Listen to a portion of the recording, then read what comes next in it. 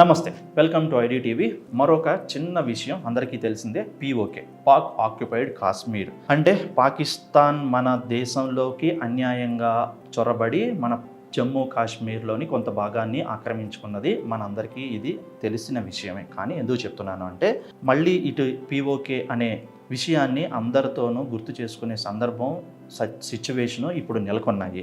భారతదేశానికి ఉత్తరాన ఈ ప్రాంతం చాలా చారిత్రాత్మకంగాను ఎన్నో ఏళ్ల నుంచి మన సంస్కృతికి అడ్డం పట్టే ఒక ప్రాంతం అన్నమాట.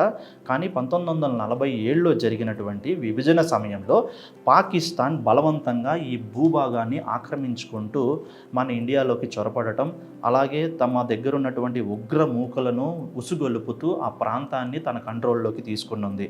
భారతదేశం ఎప్పుడూ కూడా ఆ ప్రాంతం భారతదేశానికి చెందిందేనంటూ, జమ్మూ కాశ్మీర్ మొత్తం మాదేనంటూ స్పష్టంగా ఎప్పటికప్పుడు చెప్తూ వస్తున్నప్పటికీ కూడా పాక్ మాత్రం తన ఉగ్రవాదాన్ని సపోర్టుతో కూడా ఆ ప్రాంతం మొత్తాన్ని కూడా హింసాత్మకంగా మార్చేసి శాంతియుతంగా అలాగా చేసింది. అలాగే పీఓకేలో ఉన్న ప్రజలు సైతం కూడా మమ్మల్ని భారతదేశంలో కలపండి, మాకు ఇక్కడ శాంతి భద్రతలు కానీ మా ప్రాణాలకు కానీ ఎటువంటి గ్యారంటీ లేదని చెప్పేసి ఎన్ని రకాలుగా ఎన్నేళ్లుగా కూడా చర్చలు జరుగుతున్నప్పటికీ కూడా పాకిస్తాన్ తన మొండి వైఖరి మాత్రం విడవటం లేదు. అలాగే ఇదే అంశం మీద అంతర్జాతీయ వేదికల్లో కూడా ఎప్పటికప్పుడు భారత్ తన వాయిస్ను వినిపిస్తూనే వచ్చింది. పీఓకేని భారతదేశానికి ఇవ్వడానికి ససే మీరా నో అంటే నో అంటుందన్నమాట.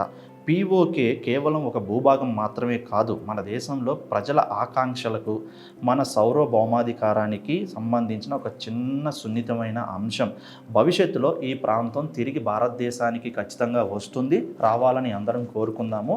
ఇప్పుడు పాక్ భారత్ మధ్య నెలకొన్న ఉద్రిక్త పరిస్థితుల నేపథ్యంలో ఎలాగైనా సరే మన దేశ ప్రభుత్వం కానీ, ప్రధాని మోదీ కానీ ఈ పీఓకేని కంప్లీట్గా ఆక్యుపై చేసుకొని దేశంలో కలపాలని ఆశిస్తున్నారు. మన ప్రభుత్వం చేసినటువంటి ఈ ప్రయత్నాలు సఫలీకృతం అయ్యి పీఓకే భారతదేశంలో కలవాలని అందరం ఆశిద్దాము. పీఓకే ఎప్పటికైనా మందే.